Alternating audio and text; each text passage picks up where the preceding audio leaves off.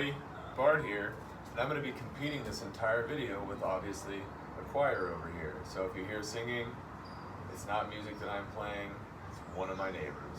So I wanted to drop in and make this quick video about proper shoulder flexibility for dumbbells as you press overhead. There's one thing to pay attention to, and it's the stacking and alignment of the joints. We're always stronger when we have joints stacked on top of each other, so wrist, elbow, shoulder. So in this position right here, I have the best angle for load to be imposed on my joints.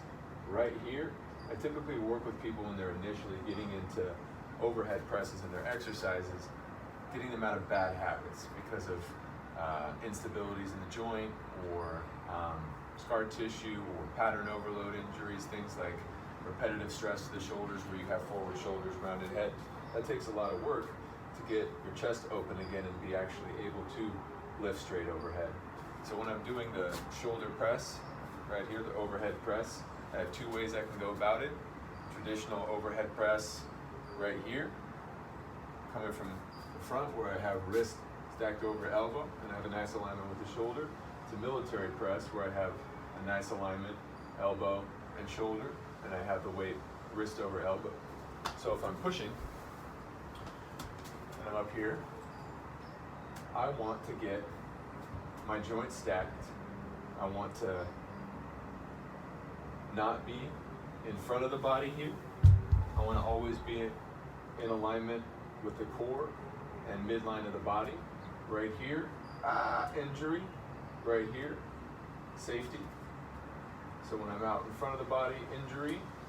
When I have my joints stacked here, safety. So when I start, 5 pounds is good, maybe even no weight.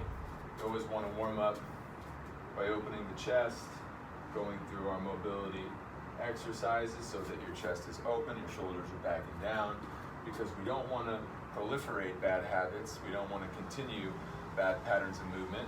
So a good pattern of movement would be stacking the joints, stacking the joints. In previous videos, I've talked about the Arnold press. Just doing this without even adding 5 pounds, 10 pounds, or 15 pounds is going to be beneficial to opening the chest, getting the shoulders in a state of flexibility so that you can actually do the exercise. Now I have a pretty good doorway right here. Nothing's going to get ruined if I take a lacrosse ball here and I put it behind in my rhomboids and I work that area out. A lot of times when I reach over and I touch one of my client's shoulders, it's hard as a rock because they've done no loosening activities to actually break up some of that tension. And so before you get into overhead presses, you have to get to that prerequisite of flexibility. You have to do exercises to loosen up, mobility exercises, different flexibility exercises such as we've talked about the door jam stretch or using a wall. So when I have my arm out, I'm stretching my chest.